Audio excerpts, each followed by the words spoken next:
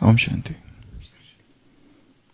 जैसे भारत में पंचतंत्र की कहानियां हैं जिसमें जानवर एक दूसरों से बातें करते हैं, उसी तरह विदेश में ईसप्स फेबल्स है। ईसप नाम का एक व्यक्ति था, उसने बच्चों के लिए बहुत छोटी छोटी कहानियां लिखी है, एकदम छोटी छोटी, जिसमें एक जानवर दूसरे जानवर के साथ बात करता है और कुछ गुह्य राज समझाता है। उसमें से एक कहानी है कि एक बार एक कछुआ सुबह सुबह एक तालाब से गुजर रहा होता है, तो एक बिच्छू उसको देखता है और वो बिच्छू कहता है कि क्या तुम मुझे भी उस पार पहुंचा दोगे? कछुआ कहता है, क्या मुझे इतना मूर्ख समझा?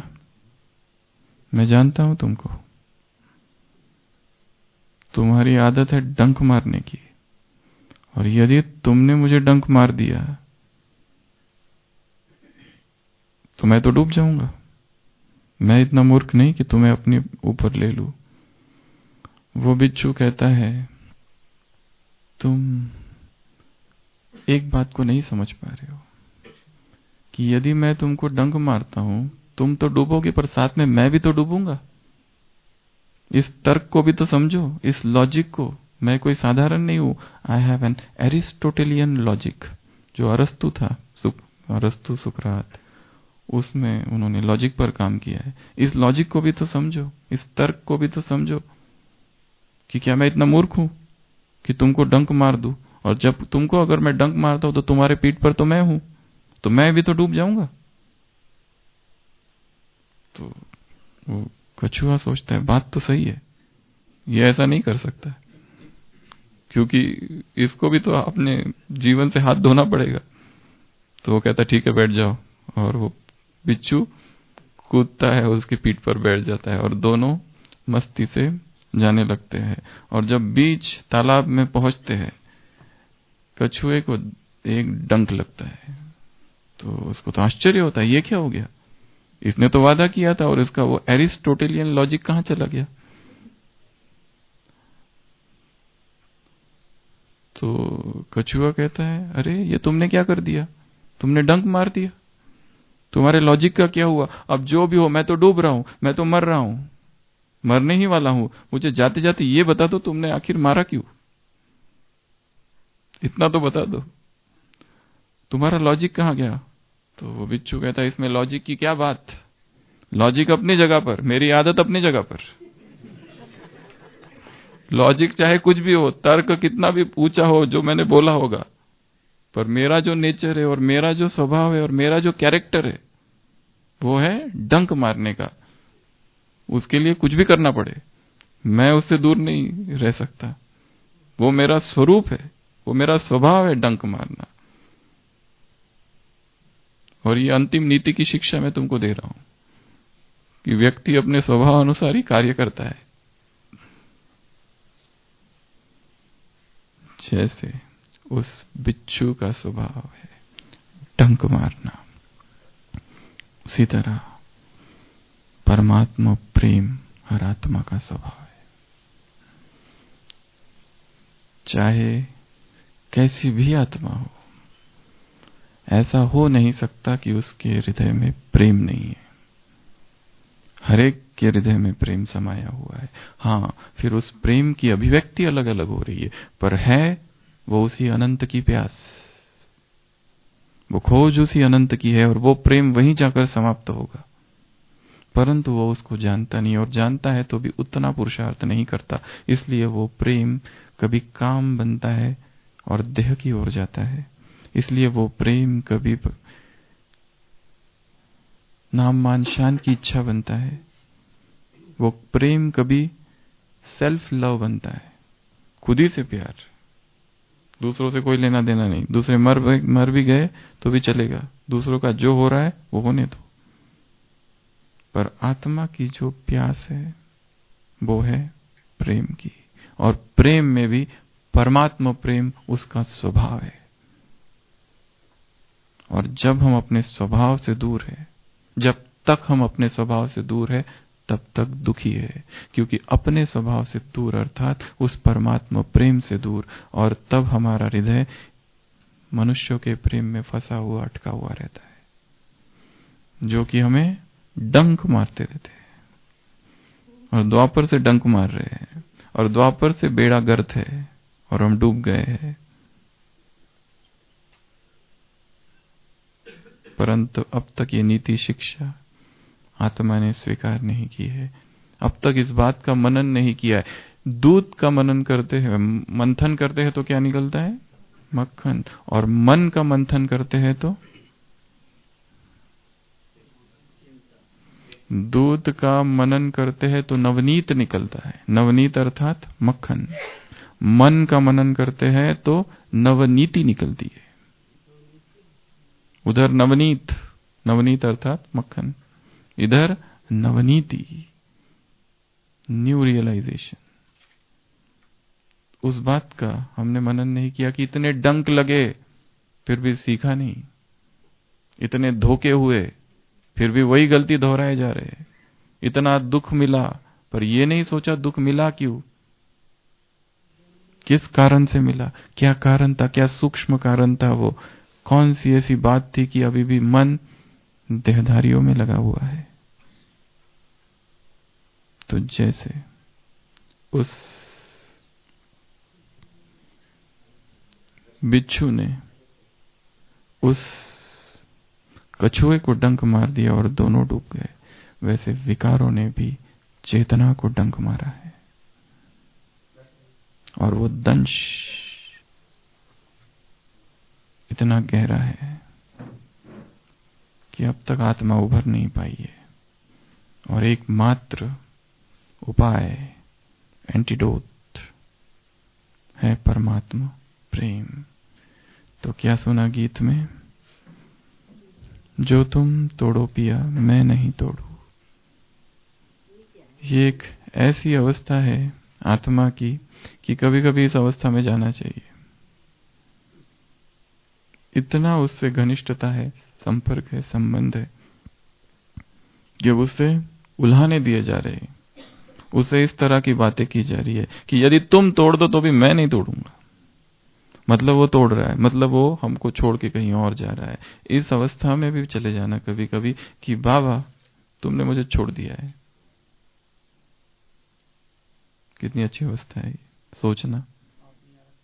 आप नहीं आ रहे हो, आपने क्यों छोड़ दिया, इस तरह की बातें करना। जो तुम तोड़ो पिया मैं नहीं तोड़ू। तुमने तो तोड़ दिया ही है। विरह है, ये बिछोह है, पैंग्स ऑफ सेपरेशन कहते हैं इसको, कि जिसमें अभी ऐसा हुआ है कि पेट इतना भर चुका है कि विरह, बिछोह, सेपरेशन तो है ही नहीं। ये भाव अंदर लाना है कि तुमने छोड़ा है और तुम किसी और के साथ चले गए हो।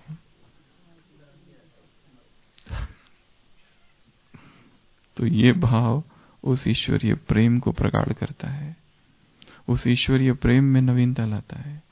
तो क्या कहा? जो तुम तोड़ो पिया मैं नहीं तोड़ू, तो सो प्रीत तोड़ कृष्णा कौन संग जोड़ू। अब तुझसे तोड़कर मैं और किसके संग जोड़ू, क्योंकि जन्म जन्म जिस जिसके साथ जोड़ी उन सब ने धोखा दिया, सब ने डंक मारा और सब ने डुबो दिया। और सारे वो देहभान वाले प्रेम, वो पति के, पत्नी के, बच्चों के, माँ बाप के, सब स्वार्थी थे और उस सब ने डुबोया। अब तू ही एक आया है जिसका प्रेम निस्वार्थ है, परम है, सुप्रीम है। अब तू भी छोड़ रहा है और फिर मैं कहां जाऊं? तुम ही कह रहे हो पुरुषार्थ करो, सब तो कर रहा हूं, फिर भी ये आदत नहीं छूट रही है, क्या करूं? ये संस्कार जा ही नहीं रहा है। क्या तुमने मुझे छोड़ दिया? Lord have thou forsaken me? Jesus Christ सूली पर पूछता है भगवान से, अपने पिता से। एक क्षण के लिए दिखाया है, उसके मन में संशय आ जाता है, जैसे सूली पर चढ़ा दिया और वो देखता है और पुकारता है कि हे प्रभु क्या तूने मुझे छोड़ दिया? और तुरंत दूसरे क्षण उसे पता चलता है कि शायद मैं गलती कर रहा हूं, उसने मुझे कैसे छोड़ा? नहीं छोड़ा। और तुरंत उसको याद आता है कि नहीं, वो तो मेरे साथ ही है, और फिर कहता है इनको माफ कर दो, इनको पता ही नहीं ये लोग क्या कर रहे हैं। Forgive them for they know not what they are doing। पर उसके जीवन में भी दिखाया है, एक क्षण के लिए वो आता है, पर वो भी प्रेम की ही अभिव्यक्ति है कि उससे इस तरह से बात करना कि क्या तुमने मुझे छोड़ दिया है? यदि नहीं छोड़ा तो ये आदत क्यों नहीं जा रही? अगर नहीं छोड़ा तो ये देहभान अब तक क्यों ये खत्म नहीं हो रहा है? क्यों अभी भी संसार से आसक्ति है? क्यों अभी तक संसार से चिपका हुआ? क्यों अभी तक वैराग और वितराग नहीं हो जाता? और क्यों अब तक वो जो तुम कह रहे हो वो नहीं हो रहा है? आज का चारों कंबाइंड स्वरूप को याद करो, उसमें दूसरा नंबर का जो है बहुत पावरफुल है, आप और बाप। जब ये याद करोगे तो 7 चीजें होगी। कौन सी?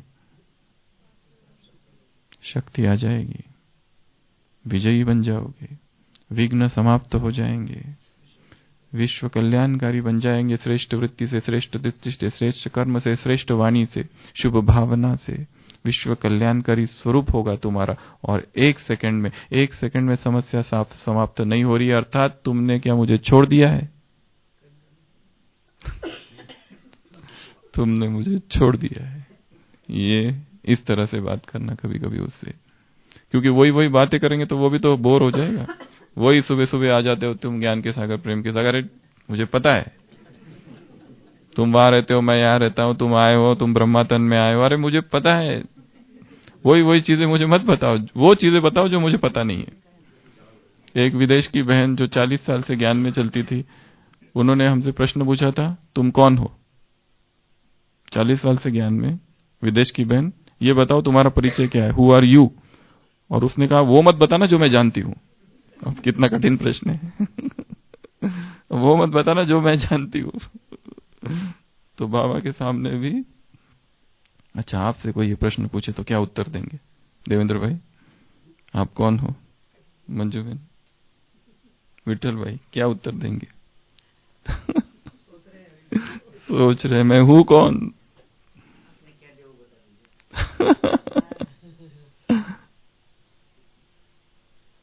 बाद में तुम भय तरुवर, मैं भई पंखिया। आत्मा अभिव्यक्त कर रही अपने परमात्मा प्रेम की कि तुम कौन हो? एक झाड़ हो। अगर तुम झाड़ हो, मैं पत्तियां हूं। यदि तुम सरोवर हो तो मैं उस सरोवर की मछली हूं। यदि तुम गिरिवर हो तो मैं वहां का चारा हूं। तुम चांद तो मैं चकोर। तुम भय मोती प्रभु, हम भय धागा। तुम भय सोना, हम सुहागा। सुहागा अर्थात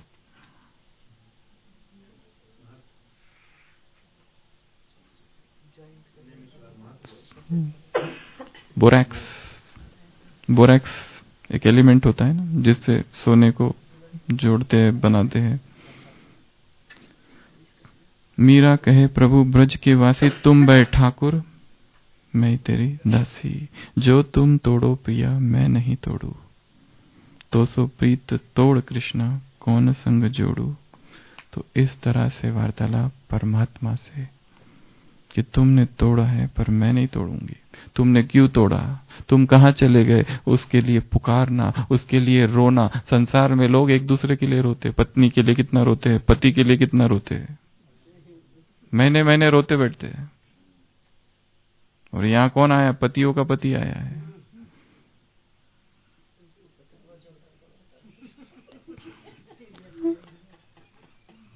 व्रत रखती है अपने पति की लंबी आयु के लिए, मेरे लिए भी तो रखो।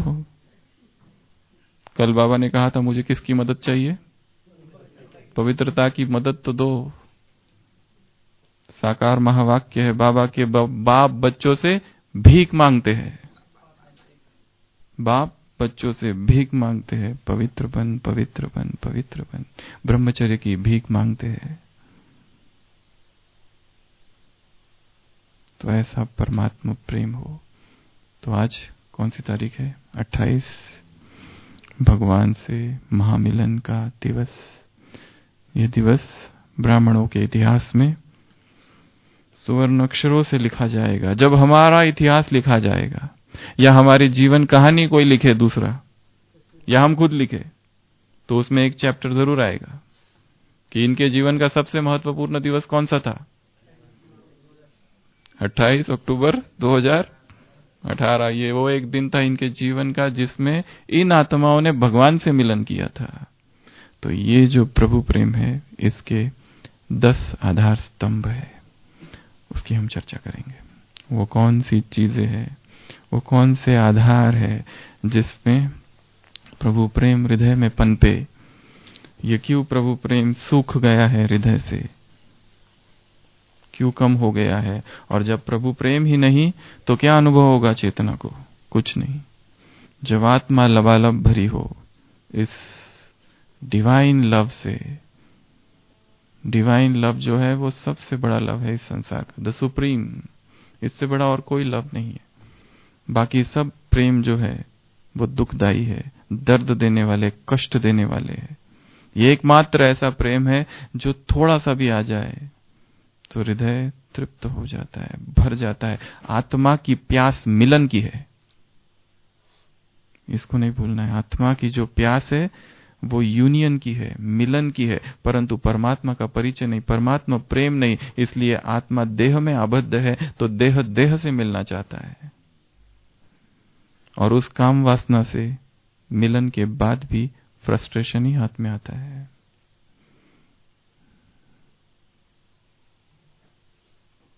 भोग भोग कर, उन भोग, हमने भोग को नहीं भोगा है, भोग ने हमको भोगा है। खाल ने खाली कर दिया है, इसलिए आत्मा रिक्त हो गई है, क्योंकि दिशा ही गलत थी। प्यास थी किसी और की, पर वो नहीं मिला तो यहां से मिलन की तृप्ति की, परंतु काम आदि मध्य अंत दुख देता है। वही हुआ, और इस एक विकार ने आत्मा को गिरा दिया। सबसे पहली चीज जो चाहिए परमात्मा प्रेम के लिए, डिजायरलेसनेस, अर्थात कोई इच्छा नहीं। जगदीश भाई जी ने एक क्लास में कहा है, सभी इच्छाओं की एक ही इच्छा हो, वो इच्छा हो कि मेरी कोई इच्छा नहीं है। यह है इच्छाओं की माता। सभी इच्छाओं की मां कौन है? कि मेरी कोई इच्छा नहीं, इस संसार का मुझे कुछ भी नहीं चाहिए, कुछ भी नहीं, एम्फेसिस। क्योंकि यहां की जो भी प्राप्ति है, यहां जो कुछ है, उससे आत्मा कभी नहीं भरती। आत्मा अनंत है, अनंत की प्यास अनंत से बुझती है। Infinite can never be satisfied by anything that is finite.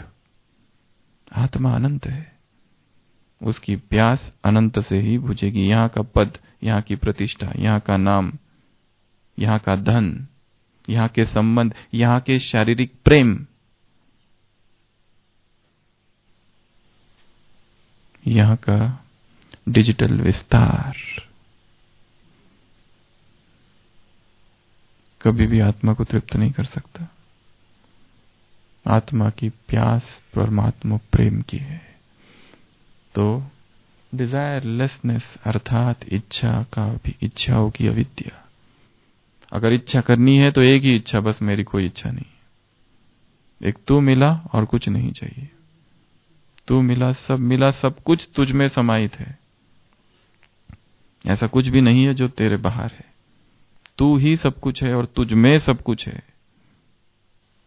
एक इंग्लिश की कविता है, though earth and moon were gone and suns and universe cease to be and thou art left alone, every existence would exist in thee। यदि ये सूरज, ये चांद, ये सितारे, ये नक्षत्र, ये ग्रह, ये संसार समाप्त हो जाए और केवल तू अकेला रह जाए, तो हे प्रभु तुझ में सब कुछ समाया हुआ रहेगा। Every existence would exist in thee. तू ही सब कुछ है, तुझ में सब कुछ है, तेरे अतिरिक्त और कुछ है ही नहीं।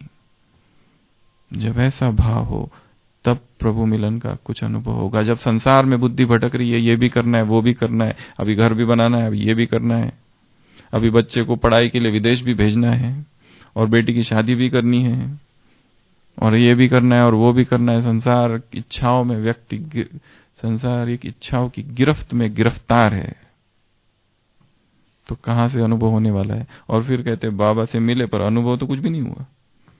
अनुभव होता क्या है वही पता नहीं।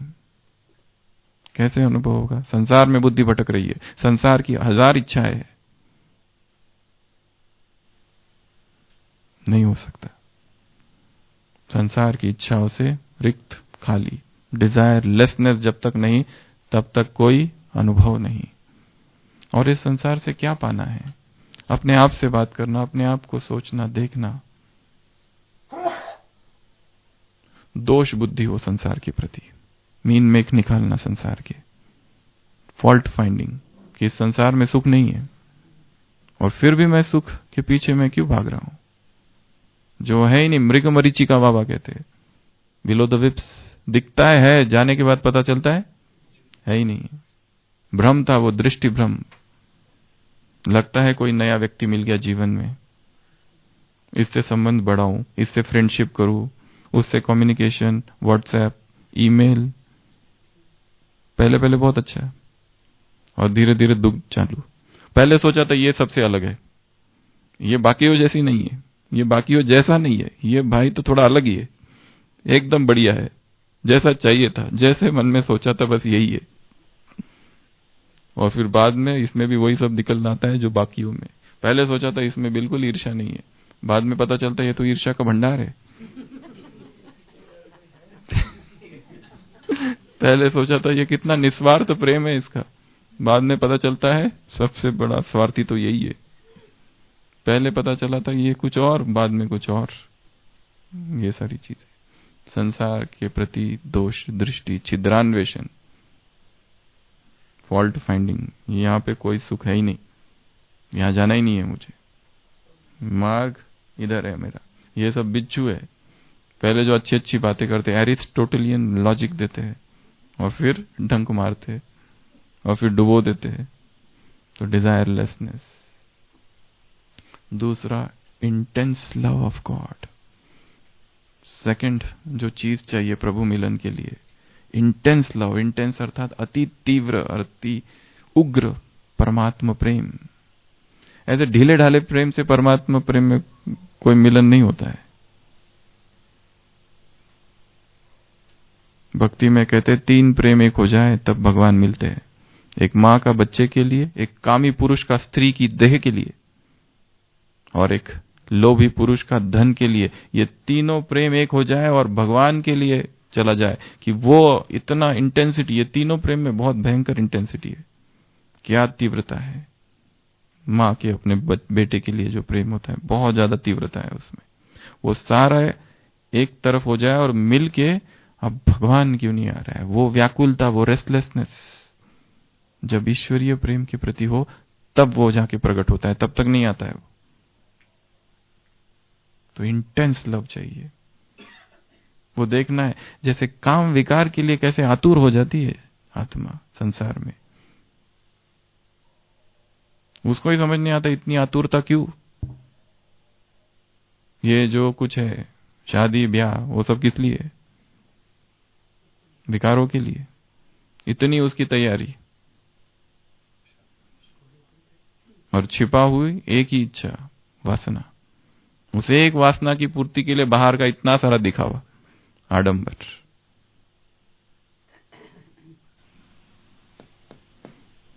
इंटेंस लव ऑफ गॉड, तीव्र प्रेम परमात्मा के प्रति, तब जाके प्रभु मिलन होता है।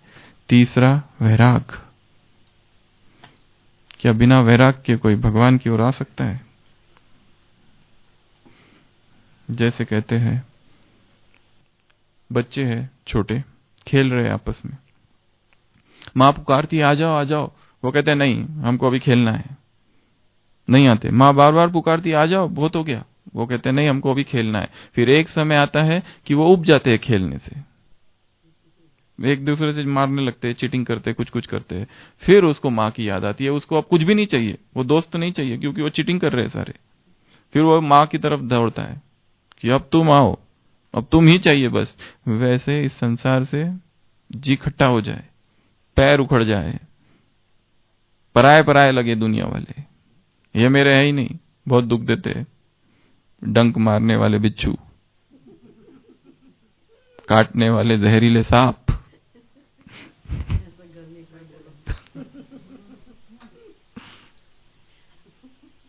जब ऐसा वैराग आ जाए, कुछ नहीं चाहिए यहाँ का। और ऐसी वैराग की अवस्था में ईश्वरीय मिलन होता है, कुछ भी नहीं चाहिए।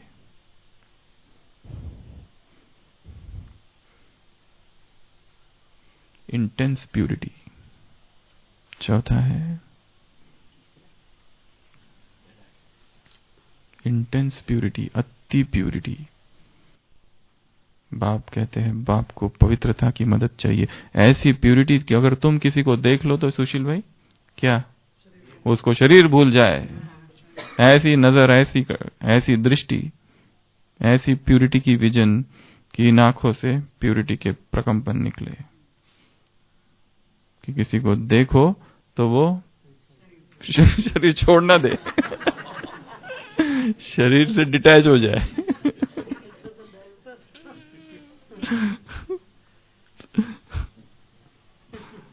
प्यूरिटी आइज में तब होगी जब आत्मा में हो विकारों के प्रति जरा भी आकर्षण नहीं, संकल्प मात्र भी आकर्षण नहीं, स्वप्न में भी कोई विकार नहीं, देह मिट्टी ही लगे। इस मिट्टी को क्या हाथ लगाना, इस मिट्टी को क्या चूमना, इस मिट्टी को क्या पकड़ना, इस मिट्टी को क्या देखना, इस मिट्टी से विराग, वीतराग चेतना। अच्छा नहीं लगता है मिट्टी। कीड़े पड़े हैं, जल रही है, तत्व तत्व में विलीन हो रहे, उस दिन बताया था। तो बिना वैराग के परमात्मा मिलन नहीं हो सकता। जो संसार के विकारों से और वासनाओं से और भोग की तृष्णा से भरा हुआ है और भगवान के सामने बैठ जाए, क्या अनुभव होगा उसको? कुछ भी अनुभव नहीं होगा। अगर हो रहा है तो वो ढोंग है फिर उसका, सूडो एक्सपीरियंसेस, झूठे।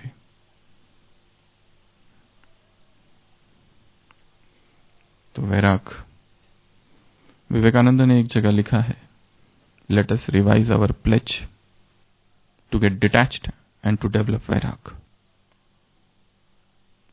हर दिन अपनी प्रतिज्ञा को रिवाइज करनी है, इस संसार से डिटैच होने की और फिर से वैराग में स्थित होने की। क्योंकि वैराग आता जाता रहता है। सुबह सुबह बहुत रहता है, दिन में कम हो जाता है, फिर बढ़ता है, फिर आता है, फिर कोई मर गया तो फिर वैराग बढ़ जाता है, कोई धोखा देके चला गया वैराग बढ़ गया, कोई प्यार करने वाला मिल गया तो वैराग खो गया। लगता है इतना प्यार तो कभी मिला नहीं जीवन में। किसी बहन ने भाई क्या कह दिया, आज तक किसी ने भाई नहीं कहा था, एकदम ही प्यार उमड़ पड़ा और वैराग पता नहीं कहां चला गया, खो गया। व्यक्तियों के प्रेम में वैराग रफू चक्कर विदा हो जाता है।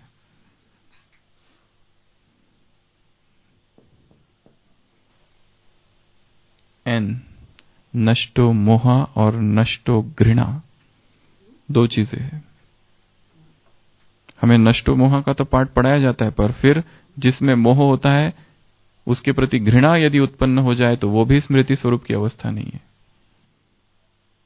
और जिस व्यक्ति का किसी एक व्यक्ति में मोह है तो जरूर दो तीन लोग तो ऐसे होंगे जिसके प्रति वो घृणा करेगा, क्योंकि एक व्यक्ति का मोह उसे किसी और से घृणा करने पर विवश करेगा। उसे करना ही पड़ेगा घृणा, क्योंकि ये मेरा है तो इस पर मेरा अधिकार है। और जब मैं देखता हूं कि ए के साथ बी जा रहा है जबकि ए मेरा है, ये बी कहां से आ गया, तो ईर्ष्या होगी और उससे घृणा उत्पन्न हो जाएगी। इसके लिए दो पहलू है, एक है मोह और दूसरा है घृणा। यदि किसी से मोह नहीं है पर घृणा जरूर है, वो भी स्मृति स्वरूप की अवस्था नहीं है। या फिर पहले जिससे मोह था और फिर ज्ञान मिला और फिर उससे नफरत उत्पन्न कर दी हमने, वो भी अवस्था स्मृति स्वरूप की अवस्था नहीं है। पलड़ा पहले इधर था और जरूर एक ऊपर रहेगा फिर। तो मोह समाप्त। देख लेना सबको, ये आत्माएं हैं, इस जन्म में ये संबंध है, इसके पहले जन्म में ये मेरे कोई और थे, कोई और थे, कोई और थे। अब क्या फंसू? ट्रेन में हम बैठे हैं, 4 घंटे के लिए कोई आया है, उसके मोह में फंस जाऊं और वो तो उतर जाएगा। फिर मेरी आगे की जर्नी, आगे की यात्रा दुख में, उसकी याद में। वो आया, उसका पार्ट था, वो चला गया। हमारे घर में कोई आया, पार्ट पूरा हुआ, वो चला गया। जीवन में कोई आया, पार्ट पूरा हुआ, चला गया। क्या उसको याद करते रहेंगे और दुखी होते रहेंगे? इसके लिए मोह समाप्त, और घृणा भी नहीं। अगर किसी के प्रति घृणा है, नफरत है, उसको प्रेम से जीतना है, घृणा को, उसे माफ कर देना है। वो जैन में एक दिन मनाया जाता है ना, जिसमें क्या करते हैं, माफी मांगते हैं। हाँ, क्षमा तो वो हर दिन ही हो हमारा, वो एक दिन करते हैं, हम रोज करें, क्योंकि पाप इतने ज्यादा है। कल कहा था, जन्म जन्म के पाप तुम्हारे सिर पर है। तो आत्माओं से माफी मांग लेना, आत्माओं को माफ कर देना, ताकि किसी के प्रति सारे अकाउंट्स इधर ही क्लियर हो जाए। हम कर्ज जो है ना, 84 जन्म का कर्ज है आत्मा पर। एतबार अर्थात निश्चय, 100% निश्चय। ये 10 चीजों में से हर एक चीज 100% चाहिए, तब कहीं 100% अनुभव होगा। एतबार अर्थात निश्चय, एक पर भरोसा, एक बल, एक भरोसा, और वही सब कुछ है। तुम यदि छोड़ दो तो मेरा क्या होगा, इससे तरह से बात करना कि तुम ही एक आधार हो, you are the only support, इसके लिए मुझे ना छोड़ो, उससे इस तरह से बात करनी है। एक ही एतबार, एक में ही विश्वास, एक में ही निश्चय, एक में ही श्रद्धा, आस्था। ये 2 शब्द बड़े पवित्र शब्द है भक्ति मार्ग के, आस्था और श्रद्धा। इम्प्यूरिटी टच नहीं करती इन शब्दों को। आस्था बहुत प्योर शब्द है, श्रद्धा उस एक पर, विश्वास, निश्चय, फेथ, बिलीफ, जो भी कहो। तो ये जब होगा तब प्रभु मिलन होगा, नहीं तो नहीं होगा। यदि जैसे माता बाबा के पास भी जाती है, अगर कोई घर का कोई बीमार पड़ा को कोई साधु के पास भी चली जाती है, कहीं उसकी विभूति भभूत से कोई ठीक हो जाए, कुछ मिल जाए, वो भी हो जाता है। हो गया तो अच्छा ही है, बाबा तो वैसे है ही, पर वो कर दे कोई तो थोड़ा अच्छा है। तो ये भी एक विश्वास की कमी है। तो विश्वास, उसके बाद में loving surrender. Loving surrender, loving अर्थात प्रेममय समर्पण। ईश्वरीय मिलन के लिए, प्रभु मिलन के लिए हाईएस्ट लेवल ऑफ सरेंडर चाहिए। जहां पर अहंकार है वहां पर ईश्वरीय मिलन नहीं होता है। और समर्पण में 3 चीजें हैं, कोई शर्त नहीं, कोई अपेक्षा नहीं, और तीसरा कोई कंप्लेंट नहीं, शिकायत नहीं। समर्पण अर्थात उसमें 3 चीजें होनी चाहिए। कंप्लेंट से भरा हुआ चित्त है, अर्थात ये डिपार्टमेंट ठीक नहीं है, इंचार्ज ठीक नहीं है, साथी ठीक नहीं है, जूनियर ठीक नहीं है, स्थान ठीक नहीं है, टाइमिंग ठीक नहीं है ड्यूटी का, आई वांट चेंज, अर्थात समर्पण अभी नहीं है। नो कंप्लेंट्स, नो एक्सपेक्टेशंस कि मेरा नाम हो, मेरा ये हो, मेरा वो हो, मेरा ऐसा हो, मेरा वैसा हो, ये समर्पण के विरुद्ध है। तीसरा, जगदीश भाई ने एक क्लास में कहा है, अच्छा है कि अपने आप को नौकर ही समझो। मैं नौकर हूं इस विश्वविद्यालय में, इस संस्था में, मुझे अगर कोई काम दिया गया है तो मैं करूंगा। ऊपर से समान ऊंचे हो कि मैं मालिक हूं, पर मैं हूं नौकर ही अंदर से। ये बताना नहीं किसको, अंदर ही अंदर अपने लिए, क्या मुझे ये काम दिया जा रहा है, मैं क्या नौकर हूं क्या, अंदर से निकलता है पर बोलते नहीं। तो सोचो ही ऐसा कि मैं हूं ही नौकर, मुझे सब काम करने हैं, यहां पर सारी सेवाएं मुझे करनी है। कहा मीरा क्या कह रही है, तुम ठाकुर मैं दासी। ये भाव कम से कम वो जो क्या कहते हैं उसको,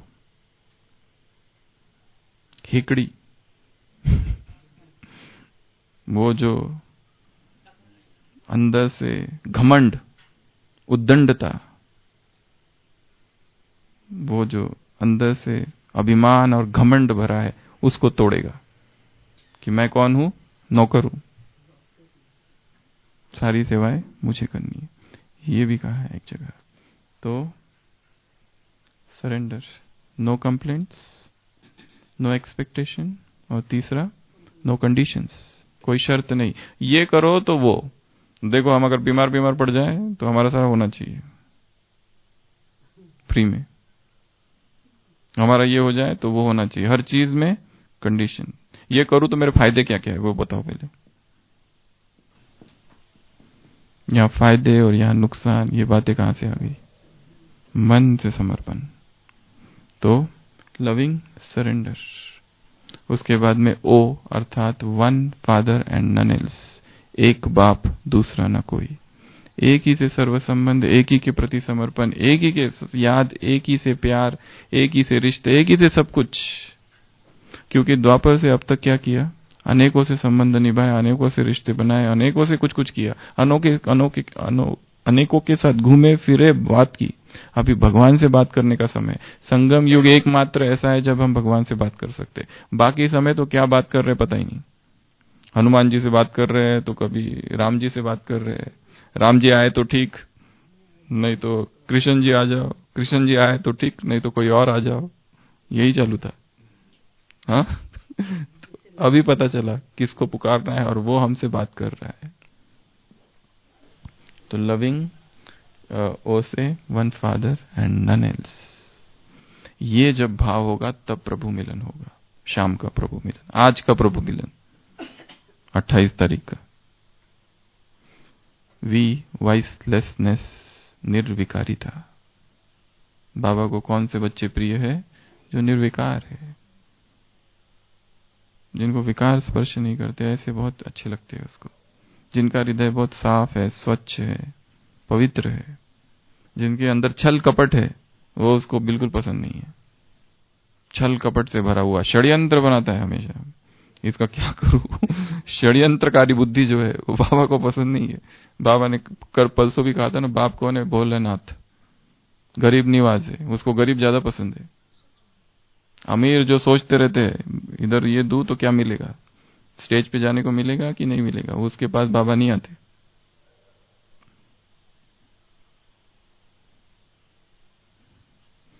बाप गरीबों की महफिल में जाते हैं।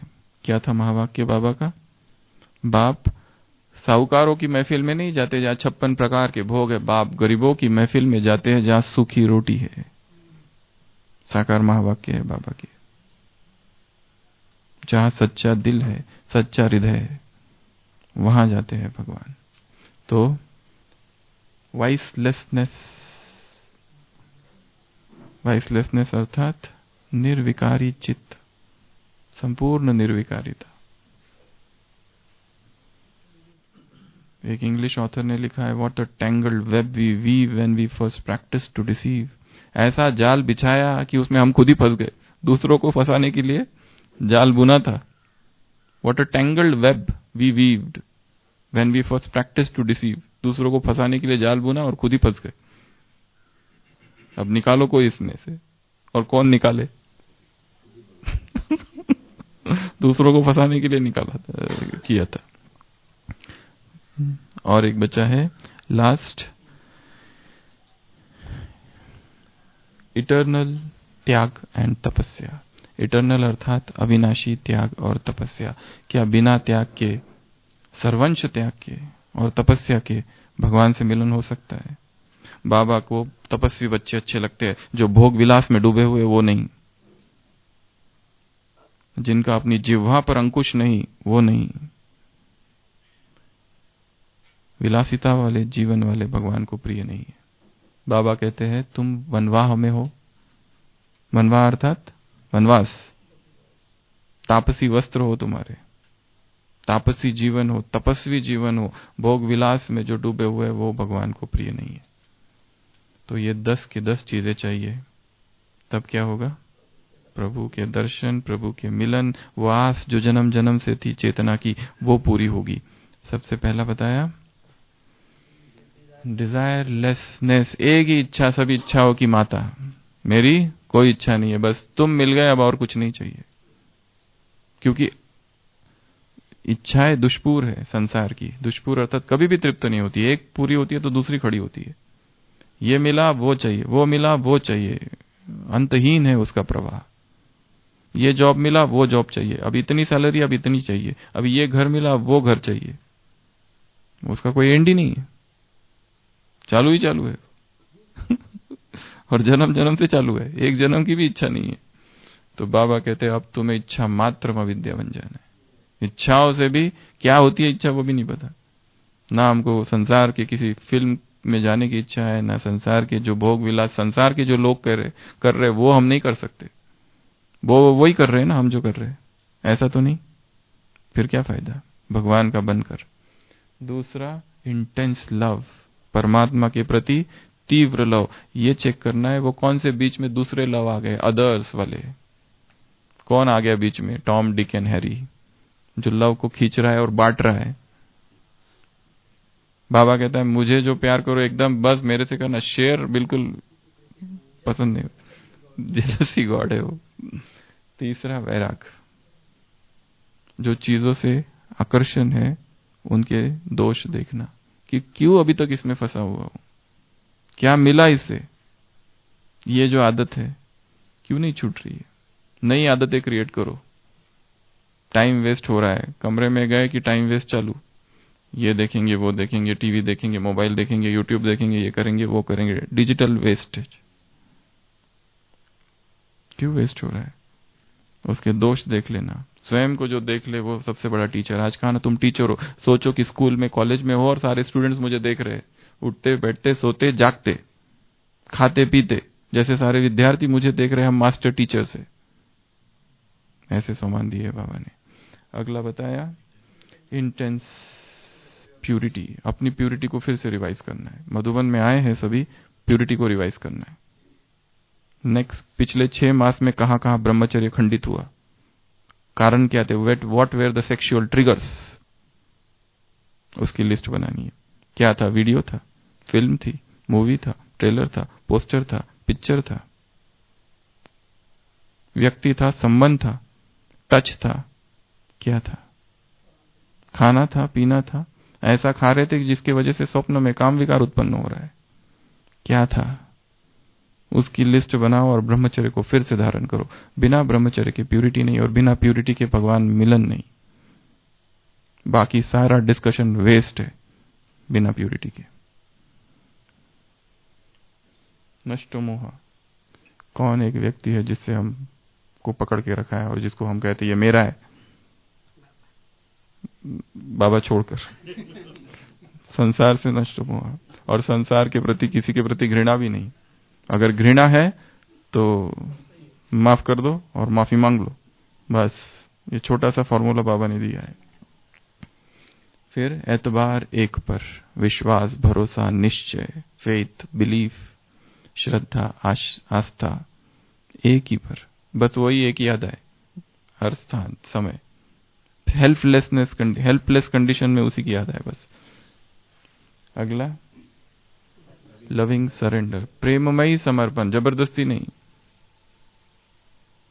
मन को उसके सामने समर्पित कर देना, ये मन है, ये तुम्हारा है, ये दे दिया है, अब इसको देखो क्या करना है, इसको दिव्य बनाओ। उस दिन दिव्य बुद्धि हमने सुना ना, बुद्धि उसके सामने रख दो ताकि वो उसको दिव्य बना दे, और दिव्य बुद्धि सर्वश्रेष्ठ वरदान है।